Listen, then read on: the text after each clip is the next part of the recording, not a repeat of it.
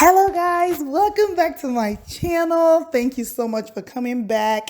And yes, here we're making the popular Igbo Nigerian recipe called Ukwa. Yay! Ukwa is so good, delicious, and tasty. But if you haven't already subscribed to my channel, come on, help a lady out here. Go ahead and subscribe.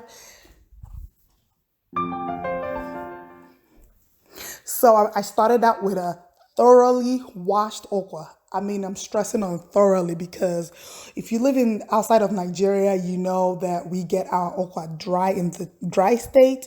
So it's just very dirty. Like I think I washed it about 15 times. I'm not exaggerating. And that's the debris that came out of it. So after washing it, I'm pouring the water in. This is a lot of okra. I didn't measure it, but it's a lot. I'm cooking it with my large pot.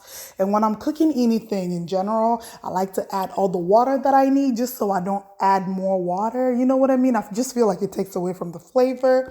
So I'm adding a generous amount of water to this okra to begin with. So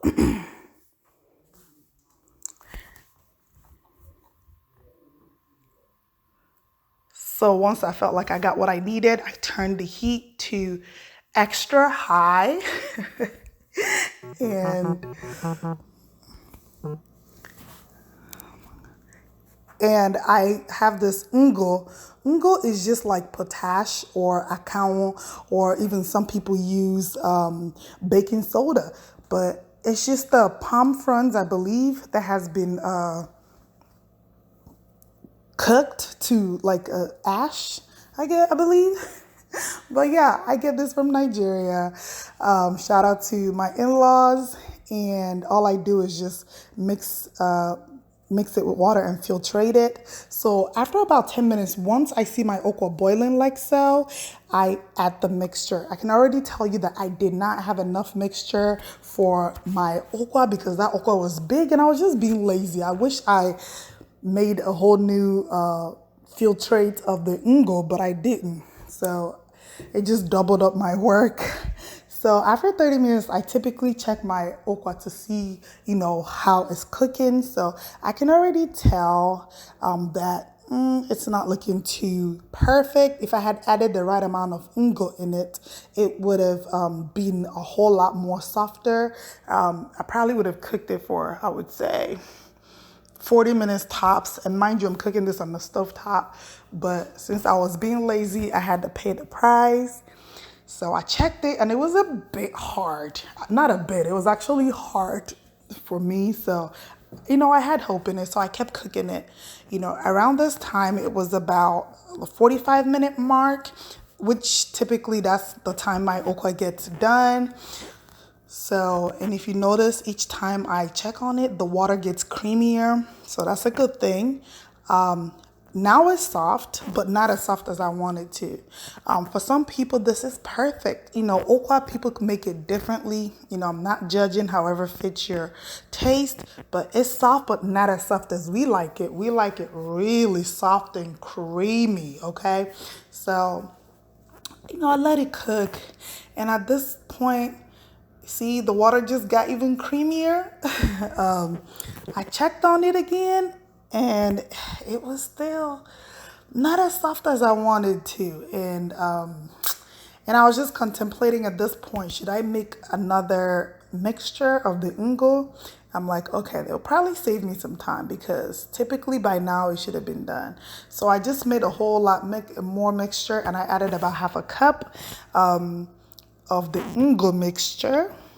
So I knew right now that it would get done. So no, I had faith in it. So after about 10-15 minutes, my ungo did the trick. I could tell it was really thick and creamy on the bottom, so I knew that it got soft. So, and I'm gonna show you guys how soft it is. Yes, you could tell it was really thick at the bottom, so it was starting to thicken and my water was starting to disappear. Yes, that's how creamy we like it here. Yep. So, and at this point, all I did was get the water out of it because we enjoy it with the water, I guess. Yeah, so I left the water out and I was just left with the okwa.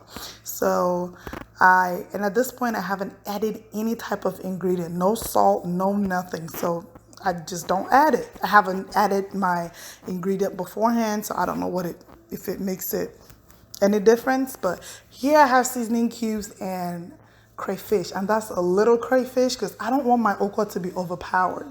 So I just mixed everything together. I just could have just added hot water. I don't know what I was thinking to make it easier to mix. So once I had the cubes and the crayfish, I also sprinkled salt, but I did that off camera, and I just had that oil just to make it look appetizing on camera since I was filming. And when I'm eating this by myself, when I'm eating it without filming it, I don't add oil because, I mean, it doesn't make any difference. It doesn't change the taste. Oil just makes it look better. So as you can tell, that's the difference with the oil. But look how creamy that is. I mean, it took me an hour, but if I had made the right amount of ungo or akaun or baking soda, this would have been done in about 40 minutes, but it was very creamy and tasty. And an hour is not bad for something you're cooking on your stovetop. So look at that water. Just sprinkled a little bit of salt for seasoning.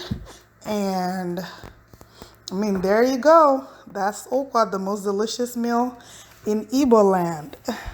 All right, go ahead and subscribe if you haven't done so. Comment, share, like, and I'll see you again in my next video. Bye-bye.